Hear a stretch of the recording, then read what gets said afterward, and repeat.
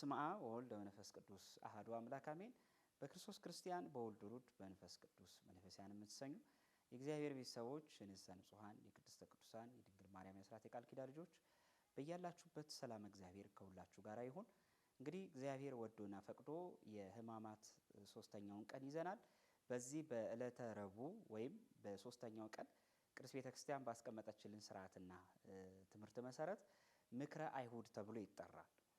እንግዲህ በዚህ ቀን ሌላ ሁለት ሶስት ጉዳዮችን ቢኖሩ የመጀመሪያው አንደኛው አይሁዳውያን ክርስቶስን አርብ ቀን ለመስቀልና ለመግደል ተሰብስበው የመከሩበትና በኋላም ተላልፎ እንዲሰጥና ወይም ምልክት ሰጥቶ እንዲያስይዛቸው ይሁዳን የመረጡበትና የተዋዋሉበት ቀን ነው። እንግዲህ ምክረ አይሁድ ሲባል ምናልባት ቃሉ ጥቂት ቢሆንም በእለቱ ያደረጉት ክፋትና የስተት ስራ ግን በጣም ሰፊ ነበር። ወደ ኋላ በመመለስ ያህል አይሁዳውያን ክርስቶስን በተደጋጋሚ ለመግደል ሞክረዋል። በነገራችን ላይ ወይም አስበው ያውቃሉ። እንደውም አንዴ ድንጋይ ጭምር አንስተው ያውቃሉ። ግን ሳይሳካላቸው ቀርቷል። ያልተሳካላቸው ግን እነሱ ስላልገጠመላቸውና ወይም ከነሱ አቅም ማጠርና ማነስ ሳይሆን ክርስቶስ ጊዜው ስላልነበረ። በተደጋጋሚ ከተመለከት ክርስቶስ ወደ ሞት አካባቢ ለመግደል ሲቀርቡ ከነሱ ይሸሽ ነበር። እንደውም አንዳንዴ ጊዜ ገና አልደረሰም እያለ ይናገራል። ለዚህ እንደውም ትዝ የሚለን ቃል ብዬ ማስበው የዮሐንስ ወንጌል ምዕራፍ 2 ላይ በቃና ዘገሊላ ጌታችን ኢየሱስ ክርስቶስ ወይን እኮ የላቸውም ባለችው ጊዜ እመቤታችን ቅድስት ድንግል ማርያም ጊዜ ገና አልደረሰም ብሎ ጌታችን መልሷል። ይህ ቃል በጣም ብዙ ሚስጥር ቢኖረውም አንደኛው በአባቶች ትርጓሜ እንደተገለጠው እመቤታችን ስለጎደለው ጊዜያዊ ወይን ነበር የለመነችው በምልጃዋ። ጌታ ግን በምስጢር እያወራት የነበረው አማናዊ ቅዱስ ስጋህንና ቅዱስ ደምን ስጭኝ፣ አማናዊ ቅዱስ ስጋህን ቅዱስ ደምን ስጥ ከሆነ የምትይኝ ጊዜው ገና አልደረሰም ነው። እኔ ሞቼ ለምእመናን ስጋዬን ብሉ ደሜን ጠጡ የምልበት ጊዜ ገና ነው ለማለት ጊዜ አልደረሰም ብሏል። በተደጋጋሚ ሌላም ቀን ሲሸሽ እናየዋለን። ለምሳሌ የሉቃስ ወንጌል ላይ ምዕራፍ 12 ላይ አይሁድና ፈሪሳውያን ሊገሉት ሲያስቡ ቀረቡና ምን አሉ? አይሁድ ሊገሉ ይፈልጋሉና ከዚህ ይሽሻሉት ይላል። ጌታ ግን ምን አለ? በልዋ ለዛቲ ቆንጽል፣ ለዚያሽ ቀበሮ እንዲህ ብላችሁ ንገሯት፣ ዛሬና ነገ አስተምራለሁ በሶስተኛውም ቀን አድርጋለሁ ያለ ይላል። እና በተደጋጋሚ ጌታ ይሸሽ ነበር። የሸሸው ግን የፍጡራዊ ሽሽት አይደለም። እንደው እንደ አደራ ይሄን እንዳናስብ ለምንሰማ ምእመናን በሙሉ ክርስቶስ እያንዳንዱ የሚያደርጋቸው ነገሮች ፈራ፣ ተራበ፣ ተጠማ፣ ወደቀ፣ ቆሰለ፣ ከዚህ አካባቢ ሸሸ የሚሉ ቃላት አንድ ፍጡር የሸሸውን ያህል መሻሽ አይደለም። ለምሳሌ በመጽሐፍ ቅዱስ ላለመሞት ብሎ የሸሹ አሉ። ለምሳሌ ሙሴ ከግብፅ ሸሽቶ ነበረ ገና 40 ዓመቱ እያለ ወደ ምድያም ሸሸ ይላል። በመጽሐፍ ቅዱስ ብዙ ሽሽቶችን ሰምተናል። ግን እንዲህ ያለ ፍርሃት አይደለም። ጴጥሮስን ያገኘው ፍርሃት ክርስቶስን አላገኘው። የፈቃድ ፍርሃት ነው። እናንተም ጊዜው ካልሆነ ስፍራ ላይ ሽሹ ለማለት ነው። አዎ አንዳንዴ የእኛም አባቶች በቅዱሳት መጽሐፍትና በድርሳን በዜና አበው ላይ ሊቃነ ጳጳሳት፣ መምህራን እንደገና ደግሞ አገልጋዮች ይሸሻሉ። ለምንድን ነው የሚሸሹት ነው? አንዳንዴ መሸሻቸው ኃጢአት አይደለም። ምክንያቱም እነሱ ሲከርሙ ቀናትን ሲያሳልፉና በሕይወት መኖራቸው ብዙ መምህራንን ስለሚያፈሩ። ለምሳሌ ቅዱስ አትናቴዎስ እኮ ተሰዷል። ያ ማለት ሞትን በመፍራት ብቻ ላይሆን ይችላል። አንዳንዴ የእነሱ መቆየት በጊዜውን ያለው ችግር ለማስታገስና ምእመናንን ለማጽናት ሲፈልጉ እነሱ ጥቂት ጊዜ ከሞት የሚሸሹበት ጊዜ አለ እና ከዛ አንጻር ክርስቶስም ሸሽቷል ለአርአያነት ላብነት። አሁን ግን ጌታችንን ለመግደል የፈለጉበት የቁርጥ ቀን ናት። በቃ የመጨረሻ ውሳኔ የወሰኑባት ዕለተ ረቡዕ ናት። አርብ ለመስቀል ሲያስቡ ግን ምንድን ነበር ፈተና የሆነባቸው? እንደው ቀጥታ አምጥተን እንስቀለው ካልን ህዝቡ ያምጽብናል ብለው ፈሩ። ምንም ቢሆን ህዝቡ ይከተለዋል። በተለይ ደግሞ ላለፉት ቀናት በዕለተ ሆሳዕና ህዝቡ ዝንጣፊ የዘንባባ ዝንጣፊና ልብስ አንጥፈው ተቀብለውታል። ስለዚህ ህዝቡ እንደዛ ሲቀበሉ ስላዩ አሁን ደግሞ እንስቀለው ብንል ህዝቡ እንዳያምጽብን ብለው ፍራቸው አስገቡ። ስለዚህ ሰው በማይበዛበት በውድቅት ሌሊት እንያዘው ብለው ተስማሙ። አስያዥ አድርጎ የመጣው ወይም ምስክርና ጠቋሚ ሆኖ የመጣው ይሁዳ ነበረ እና ይሁዳ እነሱን ካስያዘላቸው 30 ብር እንዲሰጡት ጠየቀ። በዛ ተስማምተው ይሁዳ እንዲያስይዘው ስምምነት ላይ ደርሰው ጌታችን ኢየሱስ ክርስቶስ ላይ የሞት ምክርን በይነውበታል። ለዚህ የኛ አባቶች ምክረ አይሁድ ብለው ጠርተውታል። ቅዱስ ቤተክርስቲያናችን እያንዳንዱ ነገር ስታደርግ እንደሚታወቀው ስርዓትና ሕግ አላት ወይም መነሻ ምክንያት አላት። እንደምታውቁት 7 አጽዋማትን እንድንጾም ታዘናል። ከሰባቱ አጽዋማት መካከል ሮብና አርብ እንጾማለን። ኦርቶዶክሳዊት ቅዱስ ቤተክርስቲያንም ይህን መነሻ በማድረግ ከሰባቱ አጽዋማት መካከል ጾመ ድህነትን ሮብና አድርገዋለች። ልትገማው ነው። ኦርቶዶክሳዊት ቅዱስ ቤተክርስቲያንም በዚህ መነሻነት እንደሚታወቀው 7 አጽዋማት አሏት አንድ ክርስቲያን ሊጾማቸው የሚገቡ። ከነዚህም አንዱ ጾመ ድህነት ነውና እነዚህ ጾመ ድህነት የምንለው ሮብና አርብ እንጾማለን። ሮብ እንዲጾም የተደረገው በዚህ መነሻነት ነው። አይሁድ ክርስቶስን ለመስቀል ምክር የመከሩባት ቀን እቺ ሮብ ቀን ስለሆነች ነው። ከዛ ደግሞ አርብ የምንጾምበት ቀን ምክንያት ኢየሱስ ክርስቶስ ሮብ መክረውበት አርብ ሰቀሉት ለማለት ነው። እንግዲህ እቺ ልዕልት የሆነች ቤተክርስቲያን ክርስቶስን በቀናት ውስጥ ጭምር እንኳን በጾሟ የምትሰብክ ቤተክርስቲያን ናት። ስለዚህ ምክረ አይሁድ ተብሏል። ሁለተኛው ደግሞ የመዓዛ ቀን ተብሎ ይጠራል። የሽቱ ቀን፣ የእንባ ቀን እየተባለ ይጠራል። ይህን ስም ያገኘው አንድ የተፈጸመን ተግባር መነሻ በማድረግ ነው። በዚህ በማቴዎስ ወንጌል ምዕራፍ 26 ላይ የማርታና የነ አልዓዛር እህት የሆነችው ማርያም በተለይ የምትታወቅበት ሁለት ነገር ነው። አንደኛው በጌታችን እግር ስር ቁጭ ብላ የምትማር ተማሪ ነበረች። ጌታችን ኢየሱስ ክርስቶስም እንደው ማርታ ከውስጥ ሆና እህል ለማዘጋጀት መብል ለማሰናዳት ከጓዳ ሆና ስትሰራ፣ ጌታችን ኢየሱስ ክርስቶስ ግን ከእግሩ ስር ቁጭ ብላ የተማረችዋን ተማሪቱ ማርታን ያመሰገናት ናት እና በዚህ አንድ ትታወቃለች። ማርያምስ የማይቀሟትን በጎ ዕድል መረጠች ብሎላታል። ታዲያ ይቺ ማርያም የተባለችዋ ሴት ጌታችን ኢየሱስ ክርስቶስ በስምዖን ለምጻይ ቤት ተጋብዞ በሄደበት ጊዜ ወደ ቤት ውስጥ ገብታ በጌታችን ራስ ላይ ሰውነቱ ላይ የሽቱ ብልቃጧን ከፍታ ሽቱ እያፈሰሰች ጌታችንን የተማጸነችበትን ቀን የምናስብበት ነው። እዚህ ላይ አንድ ነገር በተለይ አስምሬ ማለፍ ፈልጋለሁ። በመጽሐፍ ቅዱስ ውስጥ በዋናነት ሁለት ሴቶች ሽቱ አፍስሰዋል ክርስቶስ እና አንዳንዴ ብዙዎቻችን ባለመረዳታችን ምክንያት ሽቱ ያፈሰሱ ሴቶች የትኞቹ ናቸው? የትኛዋ ሴት ናት? በየትኛው ምዕራፍ ላይ ያፈሰሰችው? ያቺ ሴት ማናት? የሚለው ላይ ትንሽ ውዝግብ የሚመስሉ ነገሮችን እንሰማለን። ቀለል ባለ መልኩ ግን ለማስረዳት ያህል በተለይ እነ ቅዱስ ዮሐንስ አፈወርቅም አብራርተውታል። በዋናነት ሁለት ሴቶችን እናንሳ። አንደኛዋ ሴት ኃጢአተኛ የነበረች በኃጢአት በዝሙት ትተዳደር የነበረችዋ ሴት መታ ሽቱ ያፈሰሰችው ሉቃስ ወንጌል ምዕራፍ 7 ላይ ያለችዋ ናት፣ ወይም ማርያም ዘናይን የምትባለዋ ናት። እቺ ሴት ኃጢአተኛ የነበረች ሴት ናት። መጽሐፍ ቅዱሱ በቀጥታ ሉቃስ 7 ላይ ኃጢአተኛዋ ሴት በማለት ይገልጻታል። እና እቺ ሴት መታ በክርስቶስ እግር ስር ሽቱ አፍሳለች ማለት ነው። ግን ሽቱ ስታፈስ ከዚህኛይቱ ከማርታ እና ከአልዓዛር እህት ከማርያም በተለየ መልኩ ነው። ለዚህ ሁለቱን ሴቶች ማሰብ አለብን ማለት ነው። እያነጻጸርን እንመልከት። ኃጢአተኛዋ ሴት የተጻፈችው ሉቃስ 7 ላይ ብቻ ነው፣ ሌላ ቦታ ላይ አናገኛትም። የማርታና የአልዓዛር እህት ደግሞ የምናገኛት የማቴዎስ ወንጌል ምዕራፍ 26 ላይ ነው። ሌሎችም ወንጌላት ላይ ተጽፋለች። ሁለቱን አንድ ባፈሰሱት የሽቱ አፈሳሰስ መለየት እንችላለን። ኃጢአተኛዋ ሴት መታ ሽቱ ያፈሰሰችው በጌታችን እግር ስር ነው። የነ አልዓዛር እህት ማርያም ደግሞ የቢታንያ መንደር ሴት ደግሞ ያፈሰሰችው በጌታችን ራሱ ላይ ነው። ስለዚህ አንድ በዚህ መለየት እንችላለን። ሁለተኛው ደግሞ ኃጢአተኛዋ ሴት ሉቃስ 7 ላይ ያለችው እንባዋን እያፈሰሰች ነው ያንን ሽቱ ያፈሰሰችው። የማርታ እህት የነ አልዓዛር እህት ማርያም ደግሞ የማቴዎስ ወንጌል ምዕራፍ 26 ላይ ጌታችንን ሽቱ ብቻ ነው ያፈሰሰችው፣ በእግሮቹ ዘንድ እንባዋን አፈሰሰች የሚል የለም። ሶስተኛው ማነጻጸሪያ ነጥብ ደግሞ የሉቃስ 7 ያለችው ኃጢአተኛዋ ሴት በፀጉሯ የጌታን እግር አብሰዋለች ወይም ጠርጋለች ማለት ነው እንባዋን ያፈሰሰችበትን። ይችኛዋ ሴት ግን የጌታችን ሰውነቱ ላይ ብቻ ነው ያፈሰሰችው። በዚህ ማነጻጸሪያነት መለየት እንችላለን። ሁለተኛው ደግሞ በምን መለየት እንችላለን መሰላችሁ? ጌታችን ኢየሱስ ክርስቶስ ከስምዖን አንጻር መለየት ይቻላል። ሌላው ደግሞ ማነጻጸሪያ አድርገን የምናነሳው በተገኙበት ቤት መለየት እንችላለን። የሉቃስ 7 ላይ ኃጢአተኛ ተብላ የተገለጸችው ማርያም ሽቱ ያፈሰሰችው ያንን ያደረገችው ጌታችን በፈሪሳዊ ቤት ተጋብዞ በነበረበት ሰዓት ነው። ለዚህ ሉቃስ 7 የተፈጸመው በፈሪሳዊ ቤት ነው።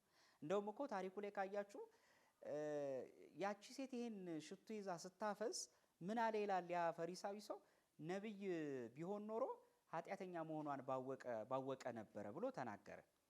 አሁን ይሄን ንግግር የምናገኘው ሉቃስ 7 ላይ ይሄን የተናገረው ፈሪሳዊው ሰው ነው። ምክንያቱም የማቴዎስ ወንጌል ምዕራፍ 26 ላይ የነ አልዓዛር እህት መታ ማርያም ስታፈስ ይሄን ንግግር አናገኝም። ምክንያቱም ፈሪሳዊ ቤት ሳይሆን ለምጻሙ ስምዖን ቤት ነው። ሲቀጥልም እውነት ያ ሰው ለምጻሙ ሆኖ ይሄን ንግግር ሊናገር አይችልም ነበር። ስለዚህ በተገኙበት መኖሪያ ቤት ራሱ መለየት እንችላለን። ሉቃስ 7 ያለችዋ ሴት በፈሪሳዊ ቤት ያደረገችው ተግባር ነው። የማቴዎስ ወንጌል ምዕራፍ 26 ላይ ደግሞ መታ ሽቱ ያፈሰሰችው የነ አልዓዛር እህት ደግሞ እሷ ይህን ተግባር የፈጸመችው በስምዖን ለምጻይ ቤት ነው። ሌላው መለያ ደግሞ አድርገን መጠቀም የምንችለው በምንድን ነው? ሽቱ ስታፈስ የሉቃስ 7 ላይ ያለችዋ ሴት ከተነገረው ንግግር አንጻር ቅድም እንዳነሳሁት ነብይ ቢሆን ኖሮ ብሎ ፈሪሳዊ ሰው ተናግሯል። የማቴዎስ ወንጌል ምዕራፍ 26 ላይ ግን ሽቶ ስታፈስ ይሁዳ ነበር የተናገረው እና ምን አለ? ይህ ሽቶ እኮ ተሽጦ 300 ዲናር ያወጣ ነበረ እና ለድሆች ይሰጥ ነበር፣ ለድሆች ይበጅ ነበር አለ። ወንጌላዊ ዮሐንስ በጣም ደስ ይላል። የዮሐንስ ወንጌል ላይ ይህን ሲተርከው ይሁዳ ይህን ያለው ለድሆች አስቦ ሳይሆን ሌባ ስለነበረ ነው የሚለው። በጣም የሚደንቀኝ ነገር ይሁዳ ከብሩ ይልቅ ሊሸተው የሚገባው እኮ ሽቶ ነበረ።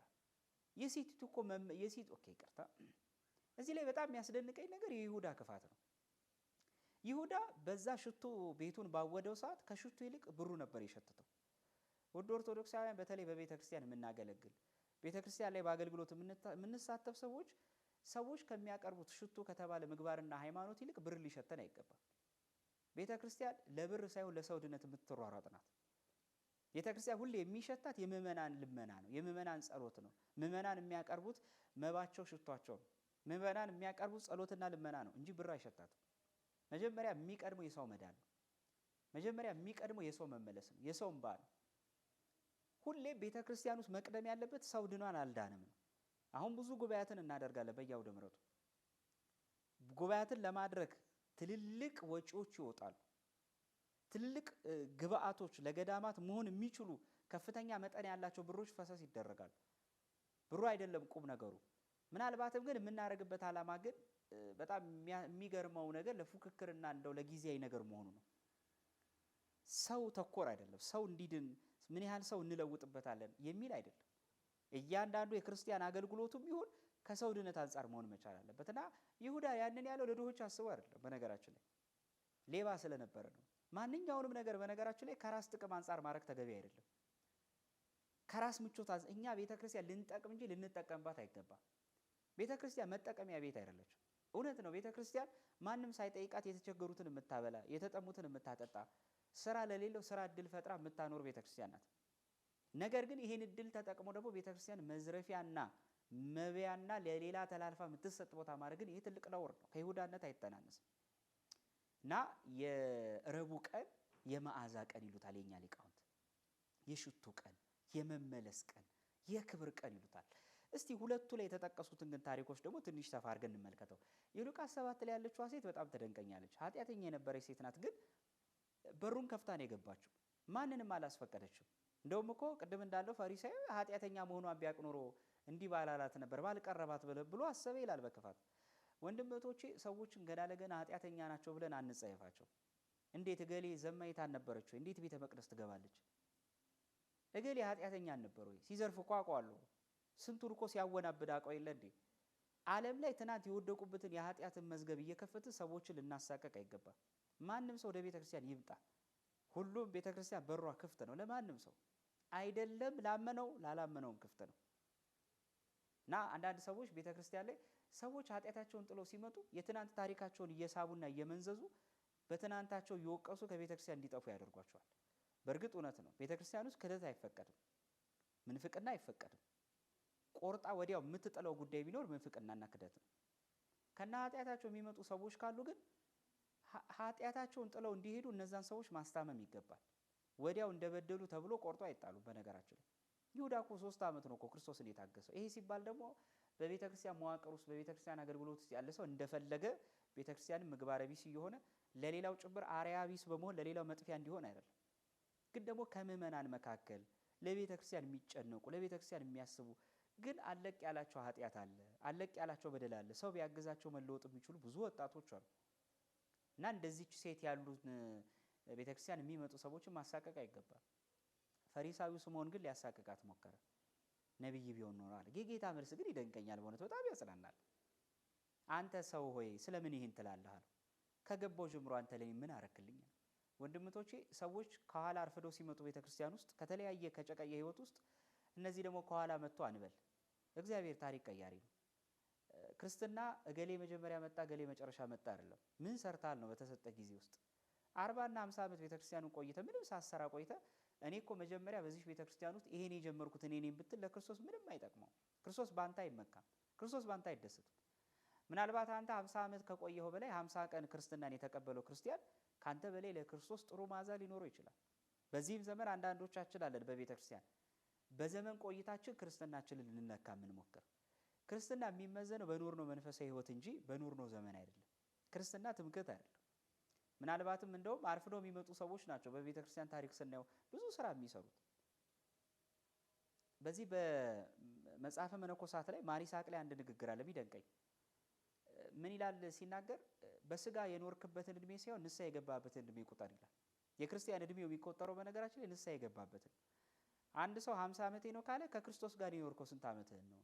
ምናልባት ነፍስ እስከምናውቅበት ድረስ ፍርድ የሌለበትን ዘመን ብናወጣው ያን ዘመናት 40ና 30 ዓመታትን ግን ከማን ጋር ነው ይኖር ነው? እድሜ አይደለም ቁም ነገሩ መኖር ነው። ይሄን ያህል ዘመን እኔ በቤተ ክርስቲያን በዚህ ቦታ ኖር ያለው አይደለም። ምን ያህል ዘመን ክርስቶስን አስደስተዋል? ምን ያህል ዘመን ቤተ ክርስቲያን አስደስታታል? እና ፈሪሳዩ ሰው ተመጻደቀ። ጌታ ግን የሚገርም መልስ መለሰለት። እንዴ አንተ ሰው ሆይ አለው ፈሪሳዩን፣ ከገባው ጀምሮ ምን አርገልኛል አለ። ወንድምቶቼ ቤተ ክርስቲያንን ካወቅናት ጀምሮ ግን ለቤተ ክርስቲያን ምን አርገንላታል? እውነት የሁሉ መከራ ያለባት አሁን ቤተ ክርስቲያን ምን ያህል ቀዳዳዋን ሸፈነላታል? ጊዜ ሰተን አገልግለናል። የጊዜ አስራት በኩራት፣ የገንዘብ አስራት በኩራት፣ የስጋ አስራት በኩራት፣ የጉልበት አስራት በኩራት ሰተናታል። ከገባው ጀምሮ ምን አርገልኛል አለ። በዚህ ዘመን ላለን ለቤተ ክርስቲያን እድሜ ላስቆጠርን አገልጋዮችን የቤተ ክርስቲያን ልጆች ትልቅ ትምህርት ነው። አንዳንዴ ከኋላ መጡ ምንላቸው የቤተ ክርስቲያን ልጆች በጣም ትልቅ ስራ ሲሰሩ እናያለን። ራሳቸውን አሳልፈው ለቤተ ክርስቲያን ሲሰጡ እናያለን። ቤተ ክርስቲያን ውስጥ ለዘመናት የቆየን ሰዎች ግን አንዳንዴ ጠብ የሚል ስራ እንሰራም፣ ግን ለሌሎች ደግሞ እንቅፋት እንሆናለን። ሰዎች ተሻሽለው ቤተ ክርስቲያንን በተሻለ አገልግሎት እንዲያገለግሉ ጭምር እድል አንሰጥ እና ጌታ ምን አለ? ከገባው ጀምሮ ምን አርገልኛል አለ። ቀጠለና ምን አለ? እሷስ ሽቶ አፈሰሰች፣ አንተ ለራሴ ዘይት አልቀባኸኝም አለ። ዮሐንስ አፈወርቅ ግብረ ሕማማት ላይ የሊቁን ትርጓሜ ስቦ እዛ ላይ ሲጽፍልን ምን ይላል? ከገባው ጀምሮ ምን አርገልኛል ካለ በኋላ ለራሴ ዘይት አልቀባኸኝም ማለቱ በምስጢር ለሌላውም ካህናት እየተናገረ ነው ይላል። ለአይሁድ ለፈሪሳውያን በራሴ ላይ አልቀባኸኝም ዘይት ማለቱ አንተ አልሾምከኝም፣ ቅቡሁን ብለህ አንተ አልቀባኸኝም ማለቱ ነው ይሉታል ሊቃውንት በምስጢር። እና ዮሐንስ አፈወርቅ ይሄን ይተረጉማል። አንተ አልቀባኸኝም። ክርስቶስ ማለት መሲህ ማለት በአረብኛው በግዙ ቅቡ ይለዋል። የተቀባ ማለት ነው። የተቀባ ማለት የተሾመ ማለት የተመረጠ ነው። ማንን ቀባ ከተባለ እግዚአብሔርነታቸው ወይም እግዚአብሔርነት ኃይል መለኮት ስጋን ቀባ፣ ስጋን አከበረ፣ ስጋን ለተዋህዶ መረጠ ማለት ነው። አንዳንዶች እንደሚሉት ወልድ ለተዋህዳት ስጋ አብ ቀባለት አንልም፣ ወይም ደግሞ አብ ወልድን ቀባውም አንልም እኛ። ነገር ግን ስጋን በመንሳት ከድንግል ማርያም ያንንም ስጋ በመፍጠር የሥላሴ አንድነታቸው ተግባር ነው። ከዛ ስጋና ነፍስ ጋር ግን የተዋሃደ በተለይ አካሉ ወልድ ብለን ነው የምናምነው እንጂ አብ አቅምና ኃይል አጥሮት አብ መጥቶ ነሳለት ወይም አብ መጥቶ ቀባለት አንልም። እና ከገባው ጀምሮ ካለው በኋላ በራሴ ላይ ዘይት አፍስሰህ አልቀባኸኝም ማለቱ ይላል ዮሐንስ አፈወርቅ አንተ አምላኩን ክበር፣ ንገስ፣ ከፍ ከፍ ብለህ ትስብእትነቴን አምላክነትን እንድታገኝ አላረካትም ማለቱ ነው። እና ጌታችን ጥሩ መልስ ሰጥቶታል። እና እሷ ግን ሽቶ አፈሰሰ፣ በእንባ እግሮቼን አራሰች አለ ጌታ። አንተ ግን ለእግሬ እንኳን ውሃ አላቀረብክልኝም አለ። እና በዚህ መልኩ ጌታችን ሉቃስ 7 ላይ ያለችዋን ሴት ገስጿታል። ዛሬ ዕለተ ረቡዕ ግን የምናስባት የና አልዓዛርን እህት ግን ምን አላት ይላል? ያንን ሽቱ በምታፈስበት ጊዜ ጌታ በጣም ተደሰተባት ይላል። ይሁዳ ግን የማይሆን መልስ ሰጠ። እና ጌታችን ግን ምን አለ? ይቺ ሴት ሽቱ አፍሳ ለመቃብር ያደረገችው አለ ይላል። ለመቃብር ያደረገችው እና በኋላ ግን ምን አላት? የሚገርም ቃል ኪዳን ገባላት። ያ ቃል ኪዳን ምን ነበር ነው? ይቺ ሴት ላደረገችው ስራ ለጌታችን ኢየሱስ ክርስቶስ ወንጌል በሚነበብበት ስፍራ ሁሉ መታሰቢያዋ እንዲደረግላት ወይም እንዳይዘነጋ በማለት ጌታችን ቃል ገብቶላታል። ይሄ በነገራችን ለሌሎችም ቅዱሳን የሚደረግ ነው። እንደው በዚህ ትምህርት ውስጥ ጌታ ለቅዱሳን ምን ያህል ቃል ኪዳን መታሰቢያ ማድረግ እንደሚገባ አስተምሮናል። እና ጌታችን ወንጌል በሚነበብበት ሁሉ የዚህ ሴት መታሰቢያ እንዲነገር በትእዛዝ ታዞ ዛሬም ቅዳሴ ላይ ስሟ ሲጠራ እንሰማለን። ማርያምስ የማይቀማትን በጎ ዕድል መረጠች ተብሎ ዛሬ ቅዳሴ ላይ የምንሰማው ከዚህ መነሻነት ነውና ይሄ ቀን የመዓዛ ቀን፣ ይህ ቀን የሽቱ ቀን ተብሎ ይጠራል ለማለት ነው። እግዚአብሔር አምላክ እንግዲህ ከዕለቱ በረከተ ረድኤቱን ያሳትፈን። የማርያምን ሽቱ የተቀበለ የእኛንም ጸሎት ልመና ይቀበልን ለማለት ያህል ነው። ወስብሐት ለእግዚአብሔር።